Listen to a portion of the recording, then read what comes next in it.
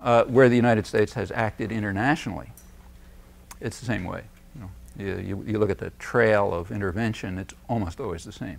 Not just third world countries, for example. Like I just came back from Italy, okay? You may not know this, but Italy was the target of the major CIA activities since its origins. The internal record runs dry around the mid-70s, so don't know, can't say after that.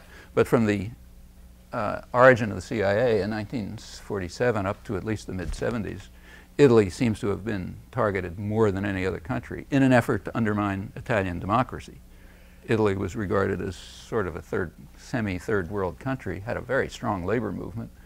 And when the American Army, in fact, the American British armies, what they called liberating Italy in 1943-44, they were appalled to discover that northern Italy had been liberated by the resistance, which had established a functioning society with very strong labor control. The resistance was mostly labor and peasant-based. They'd held off the Germans, had liberated most of the place. They had instituted worker management in factories. They had thrown out what were called, what the Americans and British, they were protecting workers, what they call, I'm now speaking for the terminology of the US-British documents. They were keeping useless workers and throwing out, arbitrarily dismissing owners and bosses. And that's, of course, intolerable. And the system was functioning. And furthermore, they were focusing on unemployment, which was recognized was Italy's major problem. But that's their problem, not our problem. Our problem is to restore the traditional structure, which meant traditional hierarchies. Actually, it meant restoring fascist structures and fascist collaborators and so on. And a big effort was made to do that. And it was not entirely successful. By 1948, when the first election took place, it looked as if labor-based forces would probably win. And a huge effort went into trying to ensure that that wouldn't happen. By withholding food, Italy was starving, by restoring the police to fascist control, by all sorts of threats and manipulation. Pretty big operation, and the first major CIA operation among others. And they took it really seriously. Again, something you would learn in a free society is there's a thing called the National Security Council, which the main planning outfit, which publishes, it doesn't publish, but it produces documents, top-level planning documents, which are among, not the only important ones, but among the most important ones. They tend to get released maybe 35 years later, so you can look back at them. So we have them now from the late 40s. And the first one, NSC 1, 1947, is devoted to Italy. And it calls for, it says, we're going to try all these measures to ensure that Italy doesn't have a free democratic government, which would have, they don't say it this way, but what amounts to, that, in which there'd be a big role for the organized working class in Italy. And they say, but if this doesn't work, if the communists, as they call them, which means, in fact, a lot of them were communists, but if the communists come to power through a legal vote, through a legal election, then the United States is going to declare a national emergency and is going to support military activities inside Italy to overthrow the democratically elected government. That's how seriously they took it back in 1947. They also knew exactly why the communists were powerful. You read it in the records extensively. It's because they were honest, because they were supporting working class interests. It's true that they were collaborationists. They weren't trying to separate Italy from the Western Alliance or anything, but they were defending working class interests and people supported them. And they had a mass-based working class party. There were plenty of others besides communists. But they had to be prevented either by coercion, like, say, withholding food and violence, or if that didn't work, by direct intervention, military intervention. That was taken very seriously, and in fact, it goes up to the present. How is it that the wealthy can, quote, pull the wool over the eyes of the American worker by controlling the power in government and using it against the working public, using it against labor unions? Well, take right now, let's say, as an example.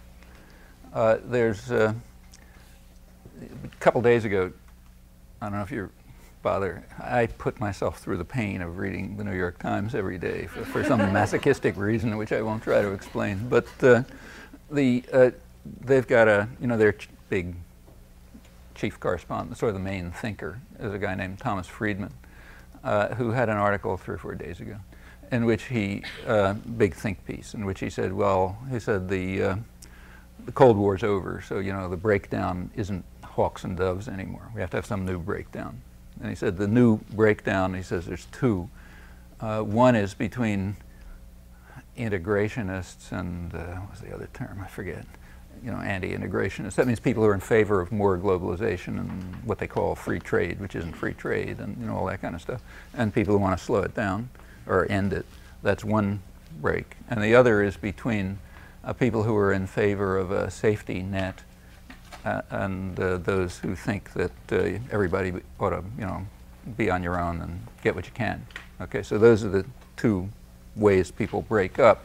And that gives you 4 possible types of people, right? 2 of them he sort of dismisses as lunatics. So there's the Zapatistas and Ross Perot. They fit into 2 of those boxes. The other 2 boxes are sort of sane people, Clinton and Gingrich. And I'll put aside Clinton, but Gingrich, and this gets right to your point, I think, Gingrich is put in the corner that says integrationist and devil take the hindmost, you know, everybody for themselves. Well, that's testable. You know, it's testable that that's Gingrich's position. For example, on the question of whether Gingrich is an integrationist, like in favor of free trade, we can ask how he reacted when the Reagan administration instituted the greatest wave of protectionism since the 1930s.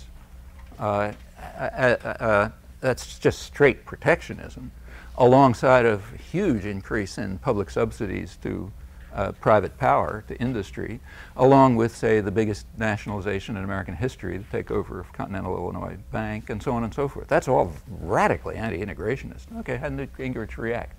We can ask that question. Answer is he thought it's great. You know. What about the safety net story?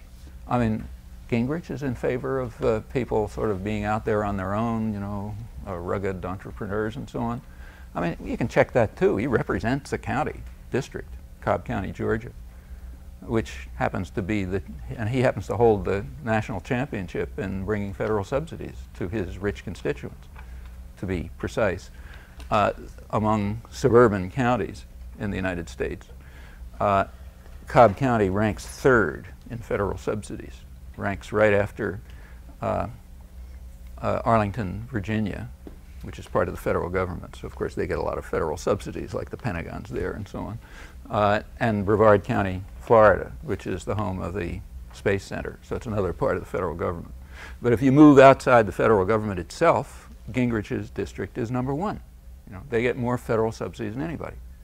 The biggest employer in Cobb County is Lockheed, which is a publicly subsidized private profit corporation.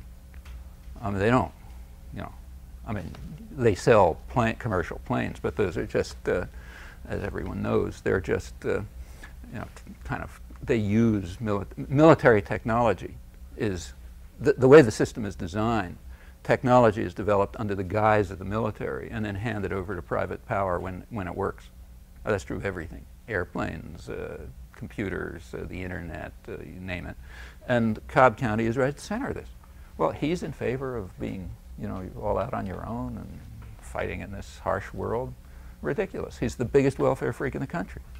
That's literally true. Except that he wants the welfare to go to very rich people. Notice this is not what's called corporate welfare. Corporate welfare, what they call corporate welfare, which also never gets touched, is some different category completely.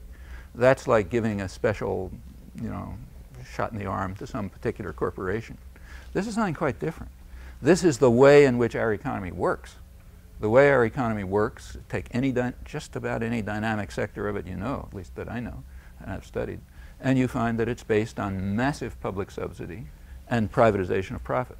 Public pays the costs and takes the risks, and private systems make the profit if there is any. Cobb County is just an extreme example of this.